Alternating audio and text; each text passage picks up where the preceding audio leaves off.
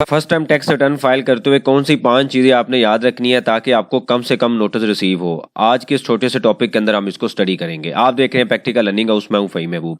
वापस आते हैं टॉपिक के ऊपर। तो ये आपके सामने एक छोटा सा एक लेक्चर है जिसके अंदर हम डिस्कशन करेंगे फर्स्ट टाइम टैक्स रिटर्न के हवाले से। इसलिए मैं लेक्चर बना रहा हूँ। इससे पहले भी हमने देखा है कई बार, क्योंकि आजकल टैक्स के डिपार्टमेंट की तरफ से काफ़ी लोगों को नोटिस इशू हो रहे हैं जिसमें यूटिलिटी डिसकनेक्शन की भी जो वार्निंग है वो भी दिए जा रहे हैं, प्लस उनके सेल पे मैसेज आ रहे हैं, कुछ लोगों को कॉल भी रिसीव हो रही हैं।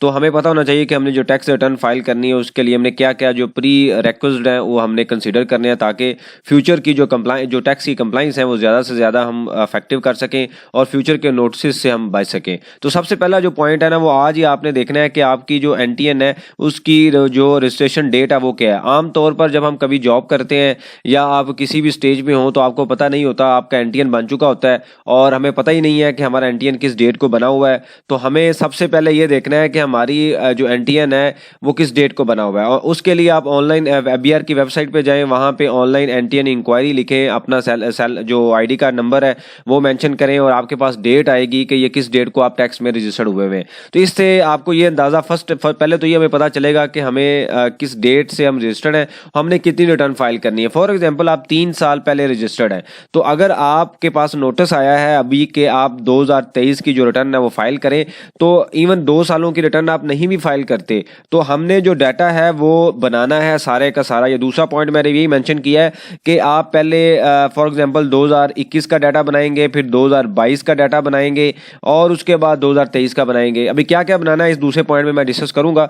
तो हमें पता होना चाहिए कि यहाँ पे हमारा क्लोजिंग बैलेंस क्या है और वही हमारा 2022 के अंदर ओपनिंग बैलेंस होगा और इसी तरीके से 2023 के अंदर जो हमारा क्लोजिंग बैलेंस वो आएगा। तो ये बैलेंस आपने मैच करना है कि फ्यूचर में कभी भी कोई मसला हो तो आप ये बता सकें कि मैंने रिटर्न जो थी, आपका नोटिस आया तो मैंने 2023 की रिटर्न फाइल की, जो लास्ट रिटर्न है वो मैंने फाइल नहीं की। हालांकि हमें करनी चाहिए, लेकिन अगर किसी वजह से आप नहीं करते तो आप एटलीस्ट ये डाटा आपके पास होना चाहिए। फिर अगला पॉइंट आता है कि जो MIS की डिटेल है, जिसमें मैंने एक लेक्चर बनाया हुआ है, 2-3 लेक्चर है वैसे, आप देख लें कि how to check the tax paid और योर NTN, और डैशबोर्ड के अंदर जो इन्फॉर्मेशन आ रही है वो सारी की सारी इन्फॉर्मेशन आपने मैच करनी है, क्रॉस चेक करनी है कि आपके नाम पे अगर कोई भी एसेट है, डिटेल है, टैक्स पे हुआ है, तो सारी चीज़ें आपकी क्रॉस चेक होनी चाहिए, क्योंकि ये डाटा FBR के पास अवेलेबल है और वहाँ से FBR डाटे को रिकंसाइल करेगा आपकी रिटर्न के साथ। अगर किसी वजह से मिसमैच आए, कोई मटीरियल डिफरेंस आए तो आपको नोटिस इशू कर दिया जाएगा, जिसके ऊपर आपका टाइम भी ज़ाया होगा, ऑब्वियसली उसकी कॉस्ट भी है।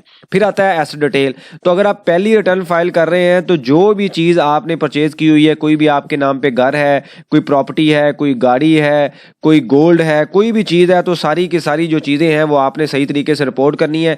मैं प्रॉपर्टी के हवाले से पहले कह चुका हूं कि उसको आपने कॉस्ट वैल्यू पे रिपोर्ट करना है, जिस वैल्यू पे आपने परचेज की है। अगर आपको कोई इनहेरिटेड प्रॉपर्टी है, कॉस्ट की वैल्यू डिक्लेयर नहीं है, तो जो ट्रांसफ़र फीस है आपने कोई अगर पे की हुई है तो उस वैल्यू पे आप उसको रिपोर्ट कर लें। लेकिन अगर वो भी नहीं है तो फिर आप उसको नील पे रिपोर्ट कर दें, ज़ीरो पे रिपोर्ट कर दें। पहले दो जो ऑप्शन मैंने बताई हैं पहले उसको यूज़ करना है। अगर किसी वजह से वो डाटा अवेलेबल नहीं है तो फिर आप उसको ज़ीरो पे रिपोर्ट करें। फिर गोल्ड के हवाले से मैंने 1-2 लेक्चर बनाए हुए हैं, इसमें भी कन्फ्यूजन है। कुछ लोग गोल्ड को ज़ीरो वैल्यू पे, नील वैल्यू पे शो करते हैं, तो मैंने आपको बताया है कि इसके ऊपर कैपिटल गेन टैक्स है। कैपिटल गेन कैसे कैलकुलेट होता है? Sale minus cost is equal to profit. तो अब जो सेल की वैल्यू है वो अगर आपकी लेट से 2.5 लाख का तोला है और आपने ज़ीरो शो किया हुआ है तो सारे के सारा आपका गेन होगा। तो जिस डेट पे आप रिपोर्ट कर रहे हैं एटलीस्ट आप वो जो रेट है वो लाजमी मेंशन करें ताकि आपका प्रॉफिट कम हो और इन फ्यूचर आप कम प्रॉफिट के ऊपर कम टैक्स दें। इसी तरीके से जो भी डिटेल है जैसे वो सारी की सारी आप मेंशन करें, केयरफुली मॉनिटर करें। कैश एंड बैंक बैलेंस है वो आप जैसे मैंने बताया कि ओपनिंग लाजमी बनाएं।